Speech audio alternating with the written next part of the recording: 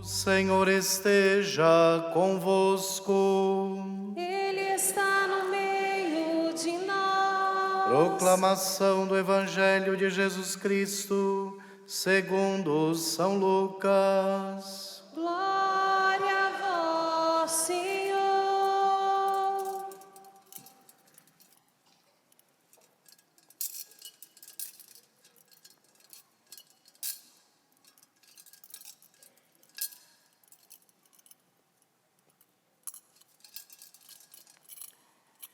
Naquele tempo, o Senhor escolheu outros 72 discípulos e os enviou 2 a 2 na sua frente, a toda a cidade e lugar onde ele próprio devia ir.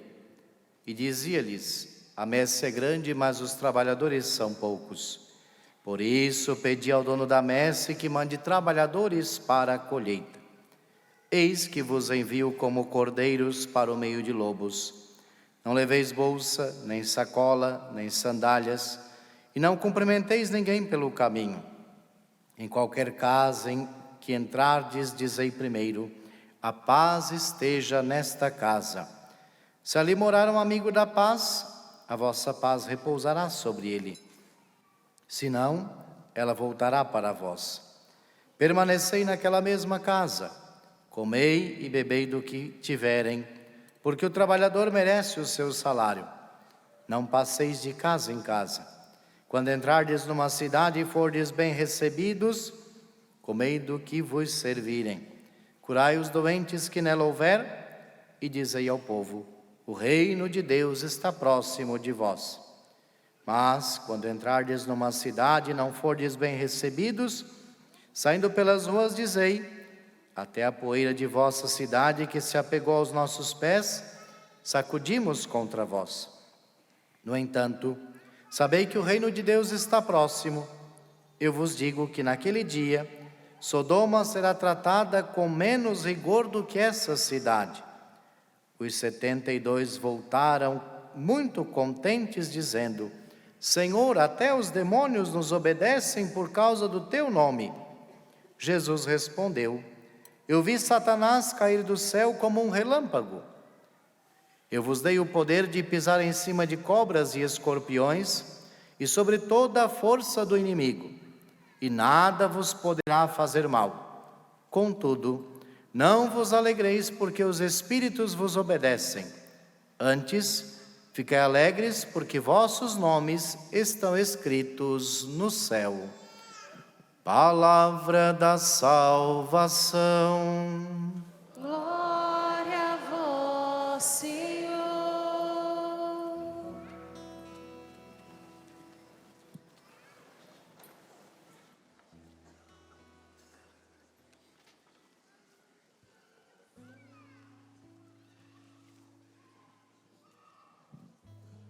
Ave Maria, cheia de graça, o Senhor é convosco.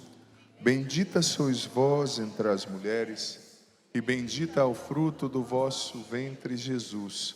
Santa Maria, Mãe de Deus, rogai por nós, pecadores, agora e na hora de nossa morte.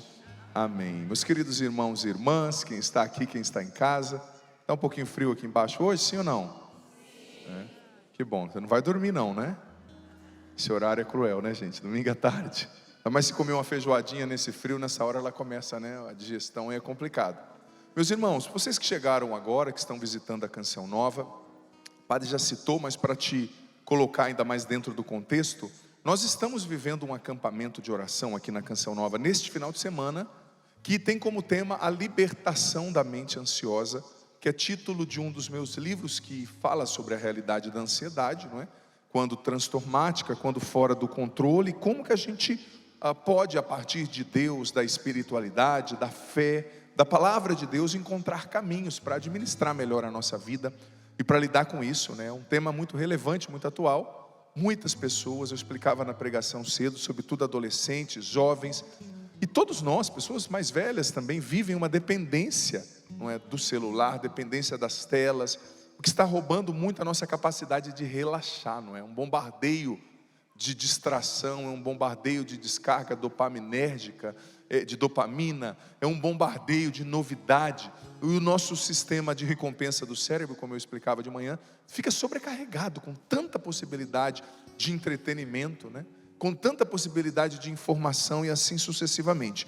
E na pregação da manhã, para você também que ligou agora ou chegou para a missa, o padre começou a falar sobre alguns pontos de uma estratégia para lidar com a ansiedade, para vencer a ansiedade, para administrar melhor o nosso coração diante dos estímulos que hoje geram em nós ansiedade. Mas antes de prosseguir essa reflexão, não é, que eu comecei a fazer de manhã, eu vou continuar falando da estratégia que a gente aprende a partir de Deus para lidar com a ansiedade. Antes de falar disso, eu quero falar da estratégia que hoje no Evangelho Jesus deu aos seus discípulos. E o Evangelho diz que não só os 12, mas 72 discípulos, que é 6 vezes 12, né? Então, além dos 12, tinham outros ali que seguiam Jesus de perto, né? Além dos bispos, tinham também os padres, né? Digamos assim, que são os colaboradores dos bispos. Os 12 são os apóstolos, né? Mas tinha também aquele grupo que os circundava. E você sabe que o Papa Bento XVI escreveu um livro fantástico há anos atrás, chamado Novo Povo de Deus, no qual, claro, com muito mais profundidade, eu vou trazer só assim o suprassumo do livro, né? Ele dizia o seguinte, que Jesus, ao escolher os 12 apóstolos, ele está fundando o novo povo de Deus. Porque o primeiro povo de Deus é o povo da aliança feita com Abraão, são os judeus.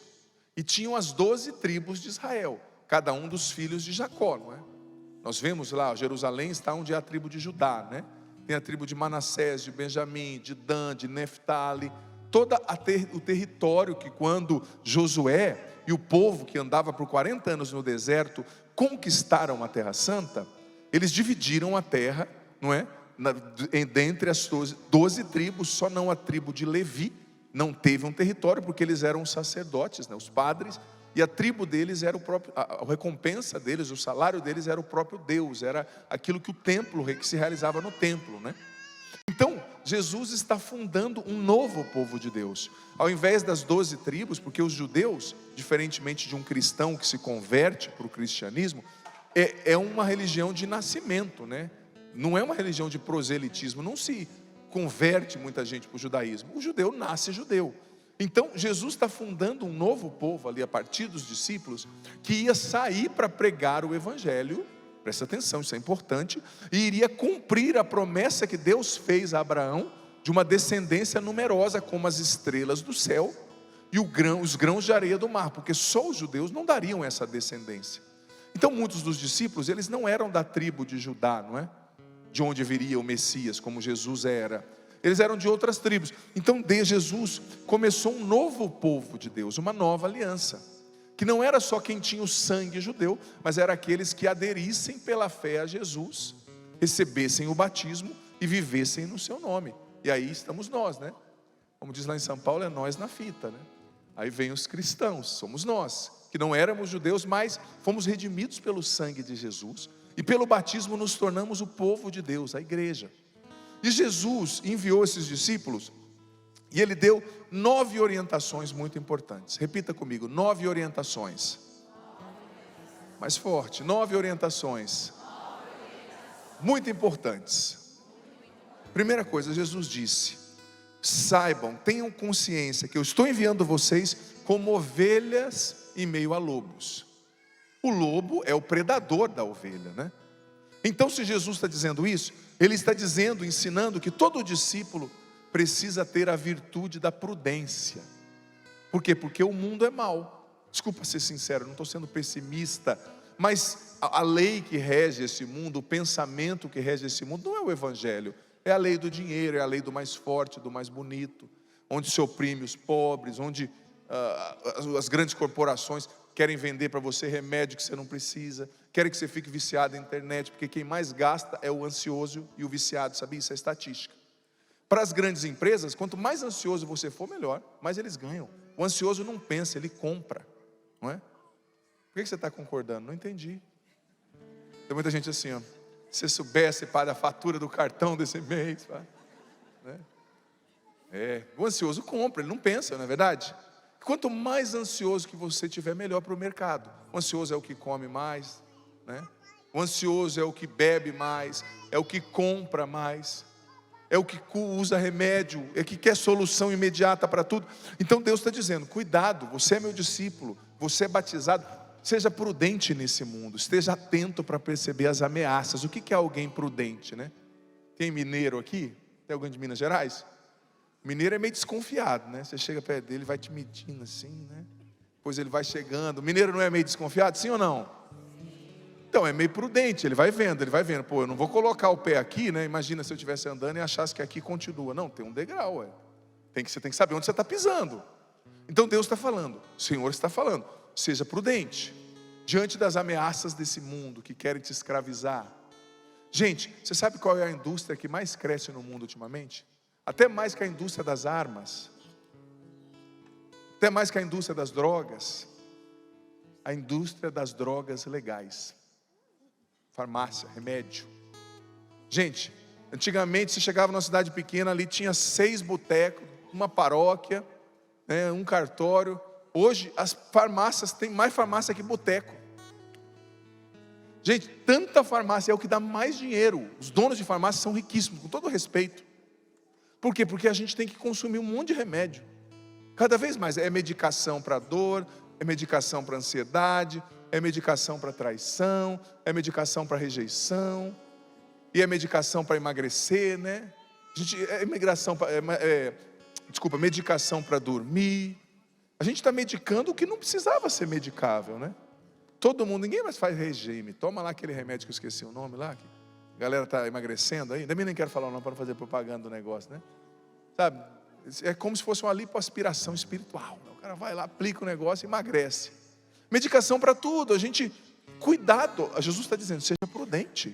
Será que você precisa de tanto remédio assim? Tem remédios, claro, obviamente, que a gente precisa. Mas será que precisa de tanto?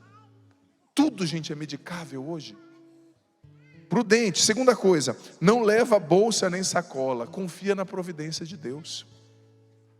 Deixe-se cuidar por Deus. Você sabia que a confiança na providência de Deus, eu vou retomar isso daqui a pouco, ela é essencial para você não ser ansioso, para você vencer o gatilho da ansiedade que te faz querer controlar tudo.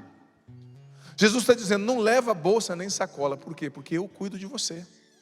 Óbvio, você precisa trabalhar, você precisa ter uma reserva, você que tem filho, tem conta para pagar. Mas gente, no fundo, o controle não está nas suas mãos. É uma confiança que nasce da fé. Eu disse isso aqui na sexta-feira à noite. Uma confiança que nasce da fé. E essa confiança é essencial. É essencial. O crescer na confiança em Deus é um ponto da estratégia para nós vencermos a ansiedade. Sabe? Crescer na confiança em Deus. Eu estava usando de manhã e vou continuar usando textos dos monges do deserto, dos 4 primeiros séculos, né? Muito interessante o que os monges do deserto diziam sobre essas questões. E eu estou usando em especial textos do livro chamado Iniciação à Vida Espiritual, do Tito Coliander, que é muito interessante, falando sobre a confiança em Deus. Olha o que os santos padres do deserto diziam, não é? A primeira coisa que deves inculcar, ou seja, cultivar no espírito, é que nunca, de modo algum, te deves apoiar em ti mesmo. O combate que vais enfrentar é extraordinariamente árduo, e as forças humanas sozinhas são de todo insuficientes para conduzir esse combate, para vencer esse combate. Se confias em ti mesmo, serás derrubado de imediato. Olha o que os monges do deserto estão dizendo. E perderás toda a vontade de continuar a luta. Só Deus te pode dar a vitória. Só Deus. Vamos aplaudir isso aqui, gente? Vamos aplaudir no sentido que nós entendemos. Porque veja bem, os monges do deserto estão dizendo, eu continuo as reflexões que eu comecei de manhã sobre os pensamentos dos monges do deserto sobre a questão da ansiedade. Se você confia em você mesmo, você vai sucumbir diante da luta. Porque veja bem, se você for pensar nos perigos hipotéticos que você tem, por exemplo, quem veio aqui de Santa Catarina, levanta a mão. Cuidado, hein? Você pode sair daquela porta, tropeçar numa casca de banana, cair rolando, o cachorro vem, te morde, alguém na correria, assustado, pisa na sua cabeça, o ônibus vai embora, te esquece. Que isso, hein, padre? Tem cabeça de gente por aí que é assim, né? E se você começar a ponderar sobre os perigos, né? Nossa, pai, mas se cair um raio agora, cair essa parte do telhado na minha cabeça, pai, né? Quando você pega um avião, se você for ficar pensando mesmo, né? Quando eu estou no avião, eu fico pensando assim, nossa, Jesus, se precisar parar aqui em cima para abastecer, como é que vai ser, né? Eu falo, não vou pensar nisso, vou pensar no jogo, vou pensar no que Jesus falou no Evangelho. Mas não é verdade? Se você confiar em ti, se você confiar, pensar, ponderar sobre as incertezas da vida, você fica louco. Porque pode acontecer, né? Uma entre mil, mas você pode tropeçar numa casa de banana ali, cair, sair rolando, alguém pisar na sua cabeça, ouvir um carro te atropelar, o ônibus ir para Santa Catarina, esquecer você, o cachorro te morder, daqui a pouco vai chegar o caramelo e mais dois, que sempre vem na hora da consagração, são bem católicos os cachorros, né? Mas se você for ponderar, você fica louco. Não, mas eu vim de Santa Catarina aqui, padre, mas meu marido ficou lá. O que ele está fazendo, padre? Será que ele lavou a louça? Será que ele regou as flores? Ou será que outras coisas pior, padre, que não vem ao caso? Se você for parar para pensar, você fica doido. O senhor deixou a paróquia lá, padre. Será que não entrou um ladrão e não roubou a paróquia? Meu Deus do céu, o bispo vai me ligar. Não, se você for ficar pensando nas possibilidades, né, do que dá errado, do que não dá. Ou seja, é o que o Padre do Deserto está dizendo numa linguagem mais ascética, né? Não confie em ti mesmo. Não confie no que você pode controlar. Confie em Deus. Porque sempre vai ter um perigo na sua vida. Sempre vai ter uma possibilidade ruim. Sempre pode acontecer alguma coisa ruim. Sempre você não vai controlar, né? Que nem a história que eu conto da mulher que entrou em crise e ficou depressiva, triste, com medo do menino entrar na droga, né? E ela falou, padre, eu sei da sua história, estou em minha equipe de oração. Eu falei, quanto tempo tem o seu filho? 9 meses. Uau, legal, hein? Legal. Quando ele tiver adolescente, você já morreu de infarto, né? Quando chegar o tempo de você se preocupar com isso, né? Porque ela, mas menino, ele tem 9 meses, deixa ele mamar. Você está bebendo pinga, ele vai se intoxicar no seu leite? Não, padre, não. Então não pense em droga agora. Mas o mundo está difícil, está difícil, vai piorar. Mas Deus continua te amando e cuidando de você. Sério, padre, sério. Não confie em ti mesmo, não confie no que você vê, porque a sua visão é muito, muito curta. Às vezes onde você vê o fim, Deus está vendo um começo. Ai, padre, está dando tudo errado na minha família. Talvez é desse problema que Deus vai tirar um bem maior que você nunca teria na sua vida. Talvez, gente, eu pregava no Sorrindo para a Vida essa semana e eu dizia que o que move o mundo são os problemas, sabia? As grandes inovações, as grandes invenções, as grandes soluções nasceram de problemas. É o problema que te tira da zona de conforto, que te faz crescer na virtude, que te faz progredir, que te faz ser mais parecido com Deus, que te faz desenvolver a paciência, a humildade, a espiritualidade, a confiança, a temperança, a prudência, as virtudes. Então não confie em você mesmo, confie em Deus. Confia em Deus, porque senão nesse combate extraordinário, disseram aqui os monges do deserto, você vai sucumbir. Porque maior, como disse São João na sua carta, maior é aquele que está em você do que aquele que está no mundo. Você pode repetir isso depois do padre? Maior é o que está em mim. Mas agora de verdade, maior é o que está em mim do que aquele que está no mundo.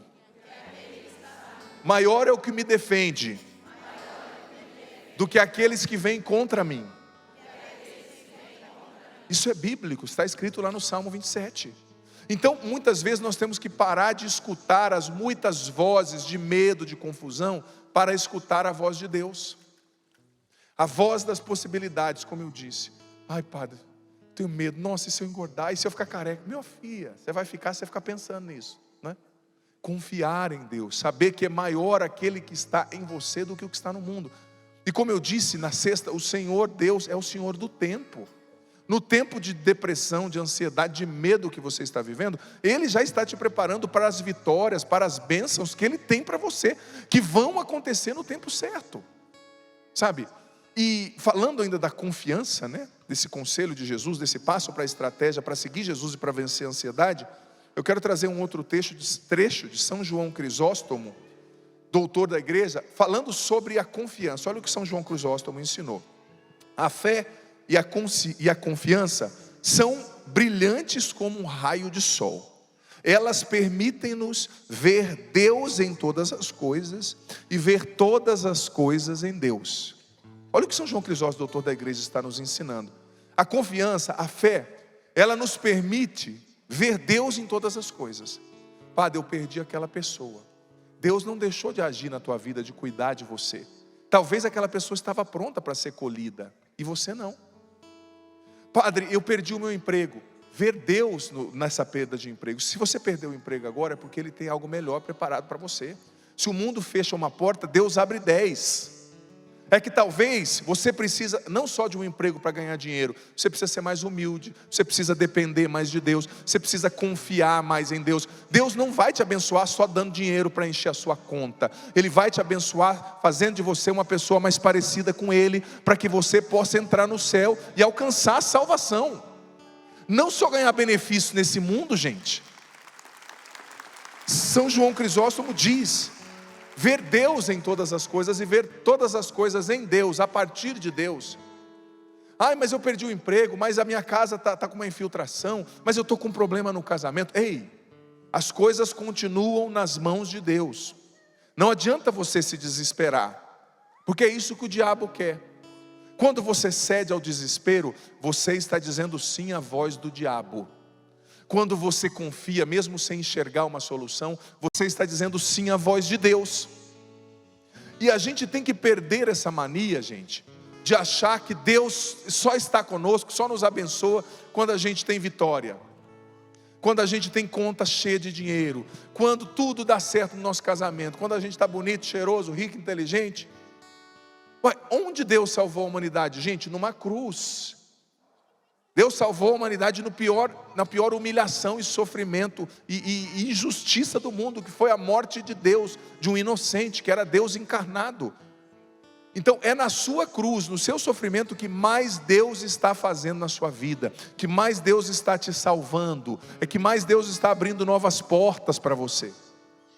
Então, como dizia São João Crisóstomo, ver Deus em tudo, e ver tudo a partir de Deus. Se você vê uma morte somente com um olhar humano, é desesperador. Mas se você vê uma morte a partir de Deus, não, você crê na ressurreição. Você crê que existe o céu, não é só aqui. Se você vê uma doença só com um olhar humano, todas as suas amigas postando aquelas fotos, murchando a barriga, quase tendo um aneurisma para parecer que a barriga tanquinha na foto, e você doente lá engordando, é desesperador. Mas se você vê com os olhos de Deus, não, eu estou nesse momento, mas esse momento não me define, eu vou vencer, eu vou sair mais forte, Deus está comigo. Os santos, gente, se tornaram santos justamente nos momentos de mais dificuldade, como Santo Inácio de Loyola, que a gente vai celebrar no último dia desse mês, dia da minha ordenação sacerdotal, aniversário, né? Santo Inácio era um soldado bonito, rico, diz que até a princesa tinha uma caída por ele, e justamente numa batalha que ele teve o joelho fraturado, por um soldado bonito, jovem, não saía de prostíbulos, ficou com o joelho lá fraturado, ficou na enfermaria, os irmãos dele, os outros soldados, todos bebendo, e ele no desespero, aí deram para ele o livro do Evangelho. Ali ele leu o Evangelho, e naquele sofrimento ele se encontrou com Deus, fundou a Companhia de Jesus, os jesuítas, e evangelizou a América Latina inteira, evangelizou a África, evangelizou o mundo inteiro, mas foi naquele momento. Então ver tudo a partir de Deus.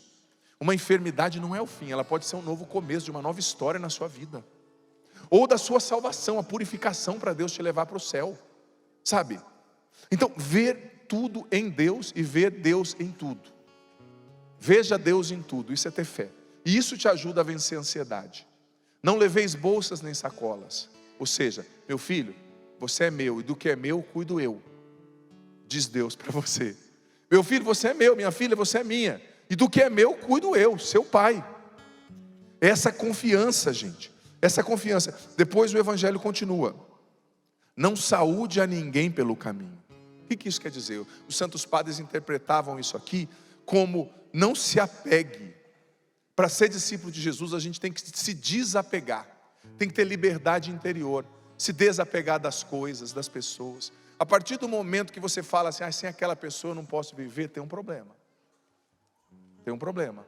Seu marido pode ser muito importante para você, o seu filho, mas ele não pode ser o sentido da sua vida. O sentido da sua vida tem que ser Jesus Cristo, sabe? Porque o teu marido vai passar, e o teu marido não morreu numa cruz por você, e talvez ele venha partir desse mundo antes de você, sabe? Você não vai poder chegar na UTI e falar para ele, né? Se você morrer, eu te mato. Se for a hora dele, você está entendendo? Mas às vezes a gente vai vivendo um apego, a gente vai se apegando. Eu preciso.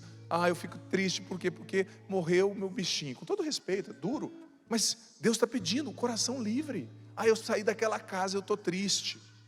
Sabe, a gente tem que se desapegar, como dizia o Padre Léo, das coisas dessa terra e se apegar às coisas do céu, viver com o coração no céu. A gente vai se apegando nas coisas. Não saudeis a ninguém, seja livre. Depois continue. Espalhe a paz de Cristo, né? Dizei quando entrar nessa casa, a paz esteja nessa casa. Espalha, seja um semeador da paz de Cristo. Isso é uma estratégia para você ser discípulo de Cristo e para você não ficar centrado em você mesmo, nos seus problemas, porque a ansiedade nasce muitas vezes dessa a gente vai cuidando da gente mesmo muito, é muito egoísmo, a gente só olha para a gente. Isso aumenta os problemas, a dimensão dos problemas. Então, semeia a paz, entrar numa casa, diga, paz esteja nessa casa, semeia a paz de Cristo. Em Cristo, quanto mais paz você dá, mais paz você tem. Quanto mais Deus você dá, mais Deus você tem, né? A fé é um bem que se multiplica ao ser dividido, né? Quanto mais você divide, mais você tem. Depois Jesus diz, não passeis de casa em casa. O que isso quer dizer? Os santos padres interpretavam, né, dos séculos, depois do período ali do século IV até o século VIII, isso aqui como fuja do barulho, né? Não passeis de casa em casa, fuja da agitação desse mundo, centre-se em Deus.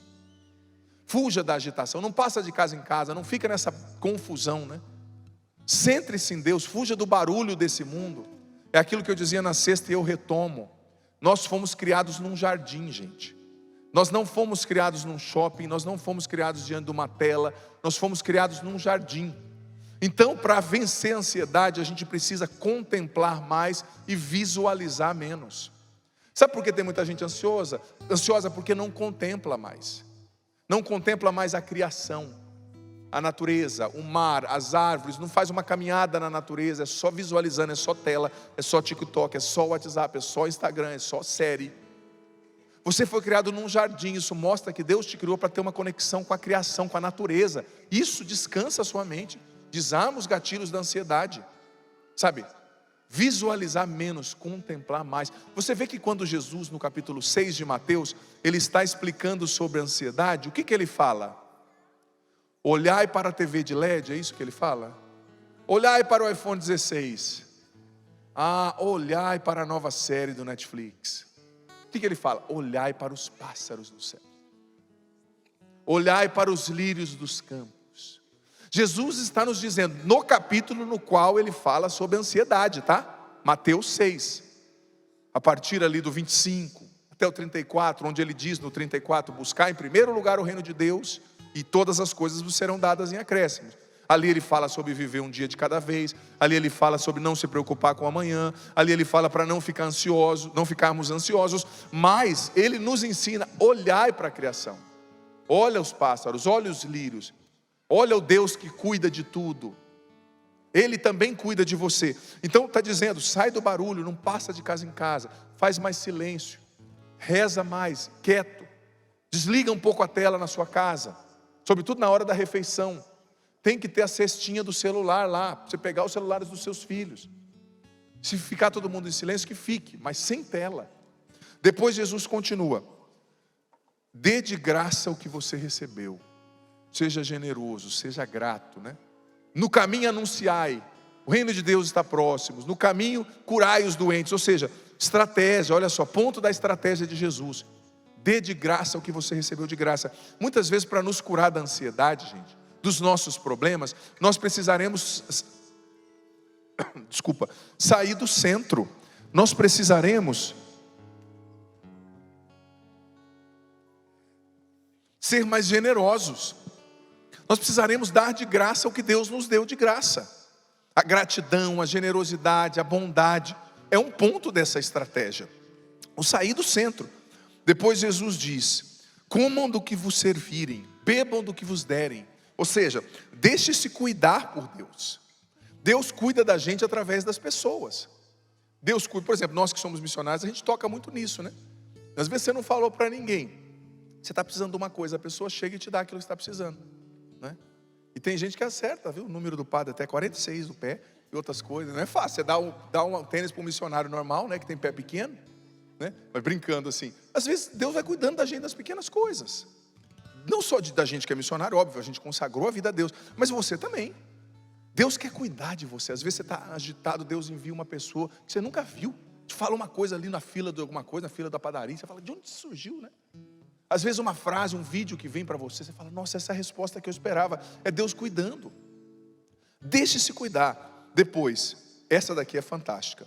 Sacudir a poeira dos pés. Não jogar pérolas aos porcos. Valorizar o evangelho. Se não te ouvirem, não fica ali perdendo tempo. Sacode a poeira do pé e vai para outra cidade. Jesus falou isso no evangelho. O que isso significa? Não fica gastando tempo com coisas que não vão te levar a lugar nenhum. Não fique investindo em pessoas que não vão reagir, né? Claro, se for seu marido, seu filho, é outra coisa. Mas às vezes, aí você não tem jeito, né? Você tem que assumir a sua missão na sua casa e lutar por eles, óbvio. Mas às vezes a gente fica gastando tempo com coisa que não é essencial. Ou seja, a gente entra em luta que Deus não nos pediu para entrar. Para vencer a ansiedade, a gente vai ter que ter sabedoria para escolhermos quais lutas vale a pena lutar, quais lutas Deus quer que nós lutemos e quais lutas nós não devemos lutar. Porque não é todo combate que Deus quer que você lute. Em Daniel capítulo 9 diz que o demônio trabalha para esgotar os santos, para esgotar os homens e mulheres de Deus. Então não é toda luta que Deus quer que você entre. Aquela pessoa falou aquilo. Gente, o bom de ficando mais velho, né? É que tipo assim, aquela pessoa falou aquilo, e falaram de você, que legal, né? Manda um abraço. Gente, a pessoa que fala de você, ela não paga as suas contas, ela não está nem aí para você, a maioria das vezes que ela fala é com inveja, ela não sabe o que você luta no dia para viver, para ser quem você é. Quando você vai ficar dando, mas falou de mim, não, ela vai ver. Deixa, essas pessoas que falam de você, uma hora alguém vai falar dela e uma hora alguém que ela falou vai brigar com ela, que não seja você. Mantenha a sua paz, nada vale o preço da sua paz. Você sabe que aquele parente gosta de te provocar, né? Chega na casa na hora do almoço sem ser convidado, come seu churrasco, leva a sobremesa embora, não devolve a vasilha. Acontece em todos os estados do Brasil, né? Em todos os lugares. Mas você tem que manter a sua paz. O que vale? A sua paz ou a sua vasilha, né? Eu vou lá, eu quebro o pau. Sempre quando você briga, você está, sabe, liberando cortisol, ficando aquela agitação, né? Então, sacode a poeira dos pés e vai embora. Ou seja, não gasta tempo com quem não quer te ouvir. Não gasta tempo com coisa que você sabe que não vai gerar, não vai te levar a lugar nenhum. Depois Jesus continua. Isso aqui eu quero centrar minha atenção. Eles falaram, Senhor, até os demônios se submeteram à nossa oração. Mas Jesus disse, olha, não se alegrem porque os demônios se submetem a vós, mas alegrai-vos porque os vossos nomes estão escritos no céu. Você entendeu a profundidade disso aqui? Existe na nossa vida, gente, vários níveis, vários graus de alegria. Por exemplo, quando você come uma comida boa, aquele bolo de chocolate, não dá uma alegria, sim ou não? Só a hora que pesa que dá tristeza depois, né? Mas você ganhar uma promoção, você passar num concurso, você ganhar um elogio, né? Olha para a pessoa que está do seu lado, diga para ela, você está muito bonito hoje. Elogia, vai, elogia. Na fé. Não é uma alegria? Você emagrecer, você conseguir trocar de carro. Mas Jesus está falando, essas alegrias são bonitas, mas existe uma alegria superior. A certeza de que o seu nome está escrito no meu coração. Certeza de que eu sou teu e que você é meu. A certeza de que existe um céu. É uma alegria nobre, é uma alegria superior, que mesmo em depressão, em tristeza, em ansiedade, você pode ter. É aquilo que a oração de hoje da coleta começou assim, ó Deus, pela humilhação do vosso Filho, reerguistes o mundo decaído. Dai-nos uma santa alegria, alegria que vem do Senhor, para que livres da servidão do pecado, cheguemos à felicidade eterna. Ou seja, dai-nos uma santa alegria aqui, para que cheguemos à felicidade que não passa, lá. Ou seja, alegrem-se porque os nomes de vocês estão escritos no céu. Alegrem-se porque eu os amo, e em mim vocês vão vencer também. Alegrem-se. Depois da primeira leitura fala da alegria também, né? Do povo que estava no exílio, sem terra, sem identidade, sem templo, e Deus lhes promete uma alegria. A reconstrução do templo em Jerusalém, a volta dos exilados. Mas no Evangelho Jesus está direcionando o olhar deles. O que vocês fazem é muito bonito, filhos. Vocês se pregaram, vocês curaram, mas a alegria maior está reservada para vocês no céu. não tirem o olhar da verdadeira meta e combatam o bom combate por essa grande meta, para alcançar essa meta que é o céu, não é? E é interessante, saindo disso e entrando agora na questão do combate, né, que a gente precisa traçar contra a ansiedade, da nossa estratégia. Todas essas coisas que Jesus disse no Evangelho fazem parte também da estratégia para nós vencermos a ansiedade. Mas agora, concluindo e discorrendo um pouco continuamente, com continuidade aquilo que eu falava de manhã, você sabe que na vida da gente sempre vai existir um combate, sim ou não? Pode ser um combate contra uma doença, pode ser um combate contra uma situação difícil, pode ser um combate contra alguém que quer destruir a sua família, contra alguém no sentido de uma pessoa má, né? Não é que você vai combater, fazer mal, mas no sentido, é um combate. É um combate nos seus pensamentos, há um combate contra a depressão, há um combate contra a ansiedade. Sempre a gente está vivendo um combate. E o combate maior é dentro da gente, é na nossa mente. São os pensamentos. E você sabe que Jesus, falando para a gente olhar para a alegria do céu, Ele está nos dando uma pista. Você precisa entrar no combate de cada dia com os olhos fixos no céu, para a sua meta. Mas também, você precisa usar instrumentos, estratégias diárias para você enfrentar. E uma dessas estratégias, veja bem, é aquilo que a gente chama de mudar a base dos comportamentos, né? Porque a ansiedade, ela é alimentada por um comportamento. Claro, existem fatores ali de desequilíbrio, talvez químicos, neurais, podem existir. Mas na grande maioria das vezes, a ansiedade, gente, ela começa com um com comportamento, desculpa. Como eu dizia de manhã, é ver demais o celular, é comer muito fast food, é tomar muito café, é se preocupar excessivamente com tudo, é querer controlar tudo, é não saber dizer não, querer fazer todas as coisas, é não colocar limite no trabalho, é acordar, a primeira coisa que fazer é já pegar o celular, é não dar tempo para a mente repousar, descansar, é não rezar, é não silenciar. E você sabe que uma das coisas importantes para a gente vencer a ansiedade é mudar a base dos comportamentos ansiogênicos, né? Aquilo que a gente chama do ciclo ansiogênico. E para mudar, a gente tem que entender, como eu dizia de manhã, aquilo que está na raiz do que nos escraviza na ansiedade. Olha, não sei se você já ouviu falar, tem um livro fantástico de uma autora best-seller chamada Anna Lembke, que se chama Nação Dopamina. Não sei se você já ouviu falar desse livro, muito interessante, está traduzido para o português, é fácil de ler. E essa autora falava uma coisa sobre esse combate que a gente vive contra a ansiedade, contra os vícios, que ela chama da gangorra dopaminérgica. Não sei se você já ouviu falar. O que é a gangorra dopaminérgica? Por exemplo, uma pessoa viciada. O que acontece quando você vai beber ou vai usar cocaína? Quando você usa cocaína, por exemplo, o seu nível basal de ansiedade, ele aumenta 200, às vezes 250 vezes. De dopamina, né? Da sensação de bem-estar, né? Descarga de dopamina no seu cérebro, a sensação de prazer, aumenta 250 vezes. Ela falava dessa gangorra. O que é uma gangorra? Para cá e para cá, né? Só que quando a ansiedade, a recompensa, o prazer aumenta por causa da cocaína, logo tempo depois, ela vai baixar abaixo, né? Vai estar abaixo do nível basal, da média. Então você vai ter que usar mais cocaína para ter aquele sentimento. Aí amanhã você vai ter que usar mais cocaína. Por quê? Porque o seu cérebro diminui os receptores da dopamina, né? Porque ele vai se adaptando. Então, o que ela explicava? Que a gente vai ficando viciado sem perceber. Porque a gente vê um vídeo, como eu dizia de manhã lá, alimenta muito esse mesmo ciclo do vício, né? A barra de rolagem contínua. E vai descarregando dopamina no seu cérebro. Só que o seu cérebro vai querer mais. Você já percebeu que quando você acaba, às vezes, por exemplo, de ver um filme maravilhoso, gostoso, você já quer procurar outro? E se você achar um outro filme bom, não vai ser a mesma sensação. Aí você quer se deixar, você fica assistindo. Ou você viu um vídeo, você quer ver mais. Por quê? Porque esse sistema está funcionando. Só que o seu cérebro, ele é traiçoeiro. Ele vai diminuir para que você busque mais. É por isso que tem gente que fala, né, eu acho que é uma balela, uma mentira do mundo. Gente que fala, padre, maconha não faz mal, você pode fumar, né? É uma idiotice. Por que você está fumando maconha? Você está fumando, tudo bem, tem uma descarga de dopamina, mas vai diminuir o receptor, você vai querer mais, vai chegar uma hora que você vai querer outras coisas. Eu digo isso porque eu fui viciado em maconha, cocaína e pasta à base de crack por anos. Quem já ouviu minha história pela Canção Nova sabe o que eu estou falando. Na minha adolescência, comecei a usar droga com 11 anos. Usei até 17, tive 2 comas por causa de droga. Fui expulso de escola, de time por causa de droga. A gente foi campeão na época do campeonato, digamos um brasileiro, infanto juvenil, né, brasileirinho. Tudo por causa de droga. Por quê? Porque eu fumei maconha, ali com 11, 12 anos, novinho. Aí meu cérebro pediu mais. Aí eu cheguei a conhecer a cocaína. Aí depois eu conheci o haxixe. Aí depois eu misturava droga. Depois eu cheirava benzina. Aí depois eu fumei pasta base de crack. Onde que vai parar? Aí fica esses bando de besta falando, maconha é natural, não faz...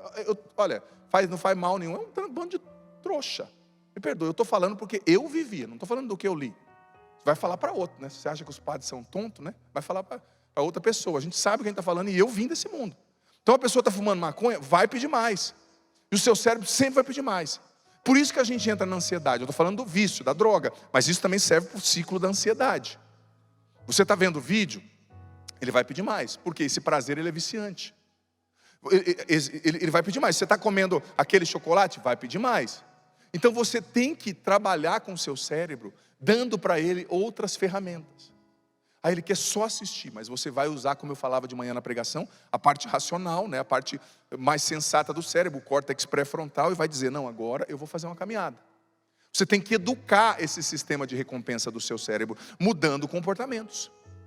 Assistindo menos, não ficando 2 horas vendo vídeo de cachorrinho, ou de outras coisas que não vem ao caso, como eu falei de manhã, né?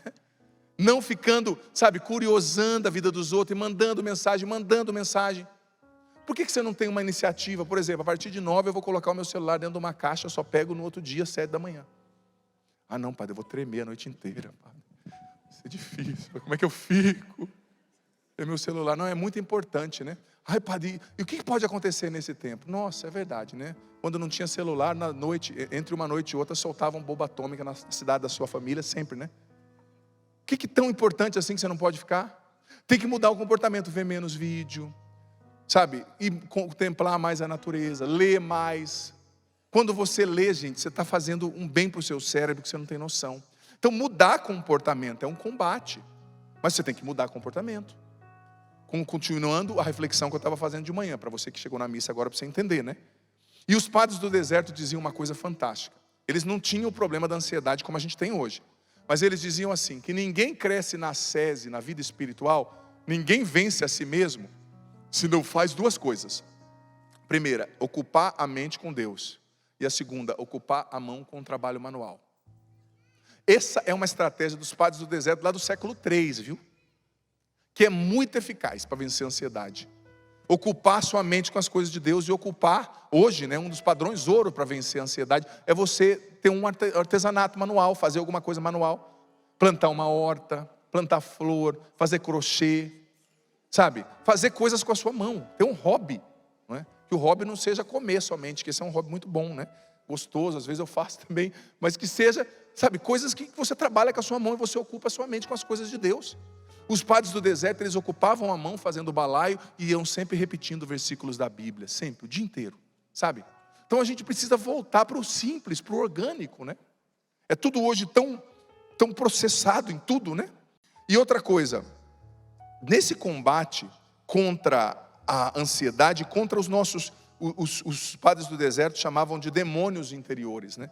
É os pensamentos etíopes que eles falavam, interessante, eles moravam ali no norte da África, e alguns padres chamavam de pensamentos etíopes, não sei porquê, talvez tinha algum problema com a Etiópia ali, mas eles diziam que esses pensamentos que vêm roubar a nossa paz, esses pensamentos de confusão, de ansiedade, a gente tem que combater usando 4 coisas, olha só, caminho para o final da reflexão, lendo aqui o que os padres do deserto escreveram.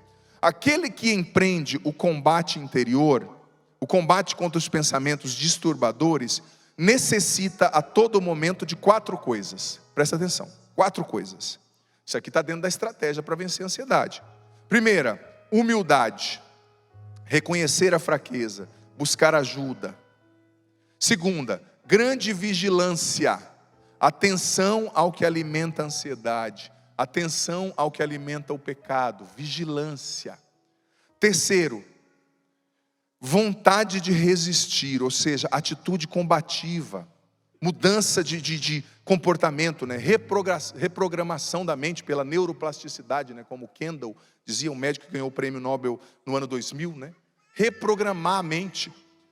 Necessita de 4 coisas, humildade, grande vigilância, vontade de resistir e oração, a última coisa, oração. Trata-se de vencer, com a ajuda de Deus, os etíopes dos pensamentos, como eu disse, esses pensamentos disturbadores. expulsando-os pela porta do coração e esmagando os seus tentáculos. A humildade é uma condição prévia, pois a pessoa orgulhosa é eliminada no combate uma vez por todas. A vigilância é necessária para reconhecer imediatamente os inimigos, para conservar o coração livre dos vícios. Olha só, lá no século 3 e 4, eles estão dizendo: vigia diante daquilo que está te viciando. É o celular, é o café, é a comida, é a droga, é a bebida. Depois, a vontade de resistir deve estar sempre presente, assim que o inimigo seja reconhecido. Porém, visto que sem mim nada podeis fazer, né? João 15,15, a oração é o trunfo mais importante, da qual depende todo o combate. Então olha só, gente, o que os padres do deserto estão ensinando? Para vencer o combate contra os etíopes do pensamento. Interessante essa palavra que eles usavam, né? Você precisa de oração, você precisa de vigilância, você precisa de humildade, você precisa de vontade de resistir, ou seja, mudar o comportamento, combater. Você precisa fazer a sua parte, sabe? Você precisa, sobretudo, se converter a Deus, como eu dizia na sexta-feira, né? A conversão, o assumir o jeito de Deus ver e pensar, isso é essencial para vencer a ansiedade, para vencer o medo.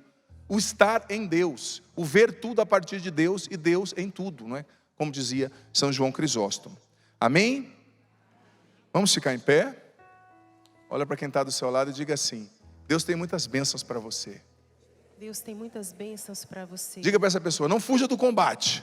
Não fuja do combate. Contra a ansiedade. Contra a ansiedade. Contra o medo. Contra o medo. Contra o mal. Contra o mal. Combata. Combate. Usando as armas certas. Usando as armas certas. Na certeza. Na certeza. De que Deus te dará a vitória. De que Deus te dará a vitória. Amém.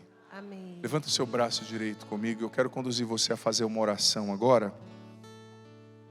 Antes de nós cantarmos, a Milena com certeza preparou uma música muito especial ali para nós. Mas levanta o seu braço direito e repita com o Padre: em nome de Jesus. Em nome de Jesus. Eu renuncio. Eu renuncio. A tudo que perturba a minha mente. A tudo que perturba a minha mente. E inquieta o meu coração. Inquieta o meu coração. Eu renuncio ao desânimo. Eu renuncio ao desânimo. A autocobrança excessiva. A autocobrança excessiva. A ansiedade. A ansiedade. Aos pensamentos perturbadores. Aos pensamentos perturbadores. A tudo que me prende ao passado. A tudo que me prende ao passado. A toda tristeza e melancolia. A toda tristeza e melancolia. A todo desespero e falta de fé. A todo desespero e falta de fé. A todo pecado. A todo pecado. Apego. Apego. E a tudo que me aprisiona ao mal. E a tudo que me aprisiona ao mal. A toda ação direta. A toda ação direta. Ou indireta. Ou indireta. Dos espíritos malignos. Dos espíritos malignos. A tudo que me leva a uma tristeza profunda. A tudo que me leva a uma tristeza profunda.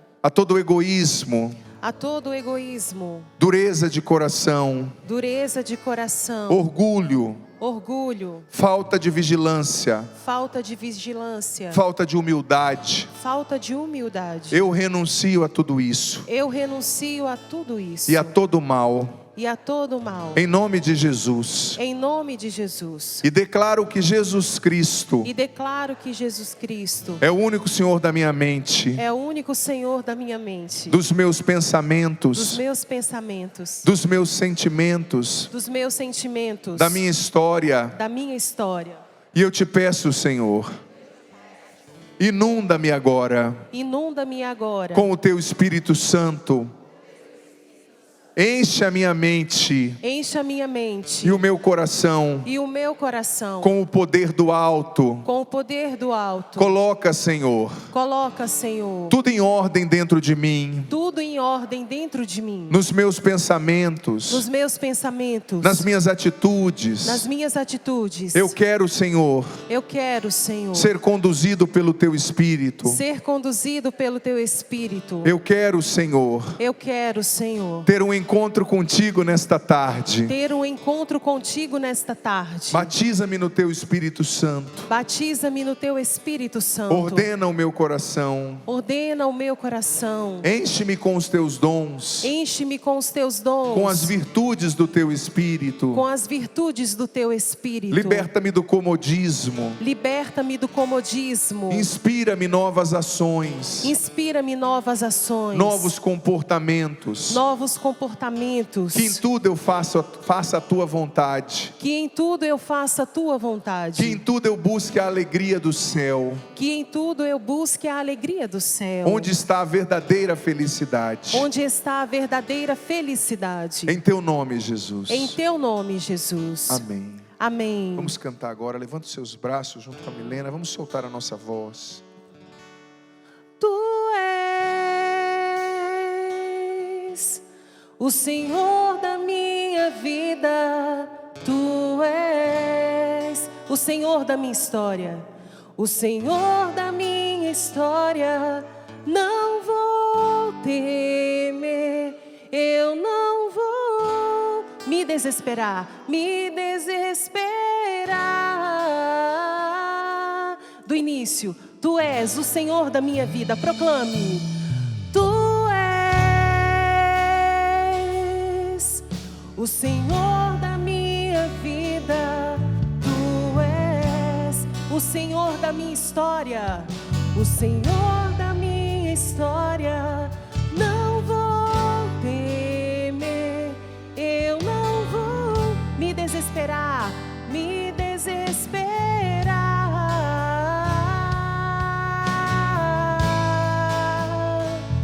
Mesmo quando as provações quiserem me derrubar. E você levante os seus braços e cante. Eu vou vencer. Eu vou vencer.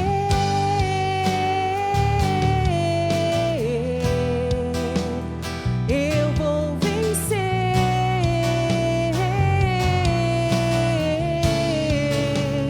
Eu vou vencer.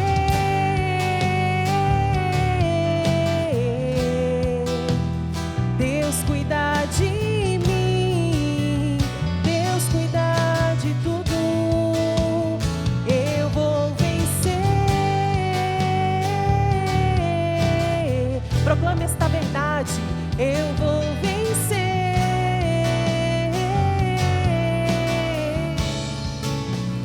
Eu vou vencer. Deus cuida de mim. Deus cuida de mim. Deus cuida de tudo. Seu nome é Jesus. Seu nome é Jesus. Que fez o mar se abrir, paralítico andar, cego enxergar e em mim tudo fará. Seu nome é Jesus. Seu nome é Jesus. Que fez o mar se abrir, paralítico andar, cego enxergar e em mim tudo fará. Nós te agradecemos, Senhor, porque o Senhor cuida de nós. O Senhor cuida da nossa família. A nossa vida está nas tuas mãos. Eu sinto o Senhor retirando a aflição, a angústia de muitas mentes e corações nesse momento. Pessoas que estavam aflitas, agitadas, o Senhor está derramando uma grande paz sobre você. Alegria também no teu coração, na tua mente. Confia, essa situação não saiu do controle de Deus. Ele cuida de você e dos seus.